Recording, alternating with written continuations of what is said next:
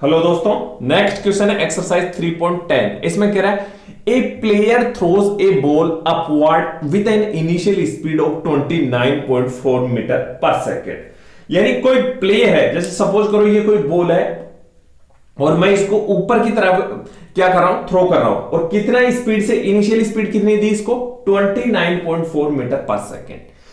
What is the direction of acceleration during its upward motion of the ball? जैसे ही मैंने इस ball को ऊपर की तरफ थ्रो किया तो during the upward motion acceleration किस डायरेक्शन में लगेगा।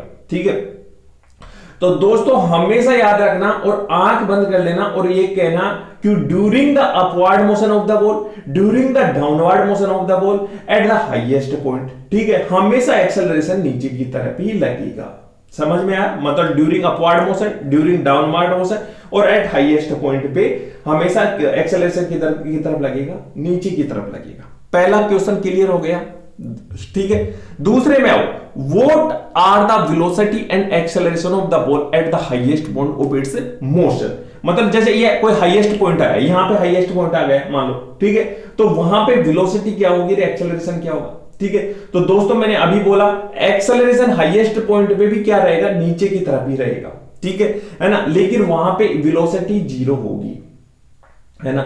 उसका कारण यह है कि एक बात बताओ मेरे को कि जैसे मान लो सपोज करो आई एम ए पार्टिकल, ठीक है, और मैं ऐसे मोशन कर रहा हूं, ऐसे मोशन कर रहा हूं, ठीक है, मेरी डायरेक्शन ऑफ वेलोसिटी इस डायरेक्शन, मैं इस तरह जा रहा हूं, ठीक है। अगर मुझे डायरेक्शन चेंज करनी है, ठीक है, तो अगर मैं वापस या बैक आना चाहता हूं तो वहां पे इस पोजीशन में कैसे बैक आऊंगा, पहले तो वेलोसिटी 0 होगी ना। अगर देखोगे, अगर कोई भी पार्टिकल, जैसे मान लो ये पार्टिकल है, ठीक है, इधर मोशन कर रहा है, ठीक है, तो मान लो जैसे यहां पे मोशन किया, तो अगर ये डायरेक्शन चेंज करेगा तो एक बार वेलोसिटी 0 तो होगी ना, तभी डायरेक्शन चेंज कर पाएगा। ये डायरेक्टली जैसे मान लो ये 20 कुछ भी ऐसे है, ठीक है, तो एकदम से डायरेक्शन स्ट्रेट लाइन मोशन है। अब ऐसा मत कह देना कि सर इस गाड़ी को ऐसे घुमा के ऐसे लगा लो,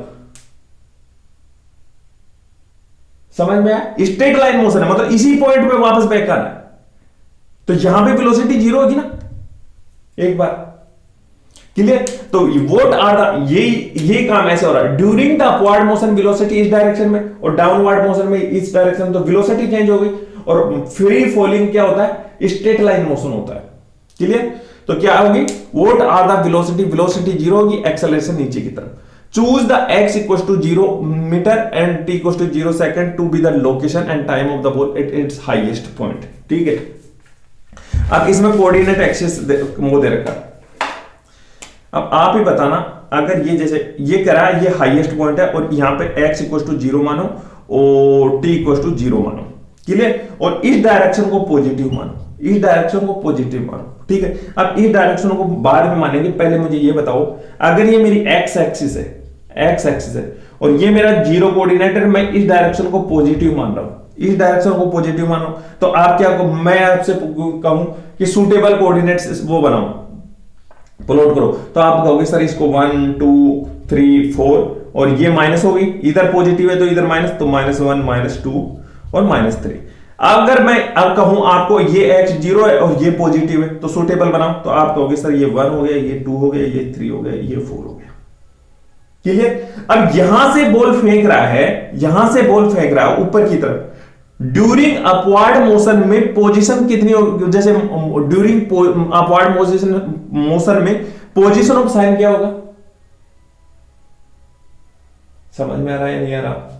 ड्यूरिंग ऐसे अपवर्ड मोशन किया तो किसी भी पॉइंट पे मान लो, इसमें मान लो, यहां पे मान लो, यहां पे मान लो, यहां मान लो, यहां मान लो, है ना, पोजीशन पॉजिटिव रहेगी ना,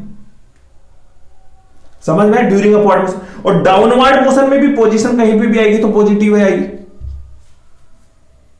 ठीक है, वेलोसिटी देखो, ड्यूरिंग अपवर्ड मोशन देखो, इधर पॉजिटिव मान रहे साइन, तो अपवर्ड में क्या हो गया, नेगेटिव हो गई, और ड्यूरिंग डाउनवर्ड मोशन में पॉजिटिव हो गई, है ना।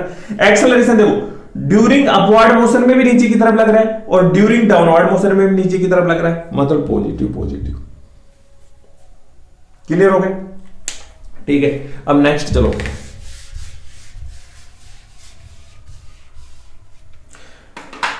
To what height does the ball rise and after how long. देखो दोस्तों हमेशा याद रखना, जो फ्री फॉलिंग होती है ना, मतलब जो बॉल को ऊपर फेंका वापस आ रही है, ठीक है, उसमें कांस्टेंट एक्सेलरेशन लगता है। और कांस्टेंट एक्सेलरेशन का नाम लेते ही क्या करना, स्ट्रेट लाइन मोशन है, कांस्टेंट एक्सेलरेशन है, तो 3 इक्वेशन याद करनी है, v naught plus a t, v equal to v naught plus a t, इसको होल स्क्वायर कर दो, वी नॉट का होल स्क्वायर कर दो, ए एक्स की जगह ए टी की जगह 2x कर दो, और एक आएगा x equal to v naught t plus half a t square. ये तीनों इक्वेशंस याद करनी पड़ेंगी, ठीक है। अब क्या करा, to what height does the ball rise, इसमें क्या करो, कोऑर्डिनेट सिस्टम चूज करो। अब मैं कर रहा हूं, देखो x इक्वल टू 0 मान रहा हूं, ये x एक्सिस मान रहा हूं, ठीक है, और t इक्वल टू टाइम भी 0 मान रहा हूं यहां पे, तो ये हाईएस्ट पॉइंट हो गया, यहां से बॉल को उछाल रहा है, मैं इस डायरेक्शन को पॉजिटिव मान रहा हूं, आप चाहो तो नीचे को भी मान सकते हो, कोई प्रॉब्लम नहीं है, ठीक है ना। अब देखो अगर ऊपर की तरफ जा रहे हैं एक्सेलरेशन नीचे की तरफ लग रहा है, तो a इक्वल टू क्या होगा, माइनस रहेगा मीटर पर सेकंड स्क्वायर माइनस, ठीक है। एक्सेलरेशन अगर नीचे की तरफ लग रहा है तो माइनस रहेगा, क्योंकि मैंने ऊपर की डायरेक्शन को पॉजिटिव माना, ठीक है। तो इसमें क्या करोगे, पहले तो एक काम करो, to what height does the ball rise, मतलब इससे निकालो डिस्प्लेसमेंट से, तो फाइनल यहां पे वेलोसिटी क्या है, 0 फाइनल, तो final equal to 0, initial velocity दे रखे 29.4 का होल स्क्वायर प्लस 2 गुणा एक्सेलरेशन, देखो ऊपर की तरफ जा रही है वेलोसिटी तो पॉजिटिव, ये पॉजिटिव आएगा, और ये एक्सेलरेशन रुको 2, एक्सेलरेशन नीचे की तरफ है तो माइनस 9.8 गुणा एक्स डिस्प्लेसमेंट, तो एक्स इक्वल टू आ गया, एक्स इक्वल टू पुट करो माइनस 29.4 इंटू 29.4 माइनस 9.8 इंटू 2,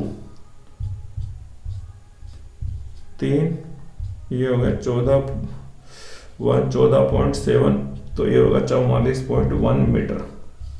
ये आगे to what height does the ball rise, मतलब यहां पे ये डिस्प्लेसमेंट आया, मतलब अगर इसको x1 मानोगे, x1 इक्वल टू 0, ये x2 इक्वल टू निकालना, ठीक है, तो ये क्या है x2 माइनस x1, ठीक है, तो x1 क्या होगा 0 हो गया, और x2 कितना होगा, ये कितनी हाइट होगी, कितनी निकल रही है 44.1 मीटर, क्लियर।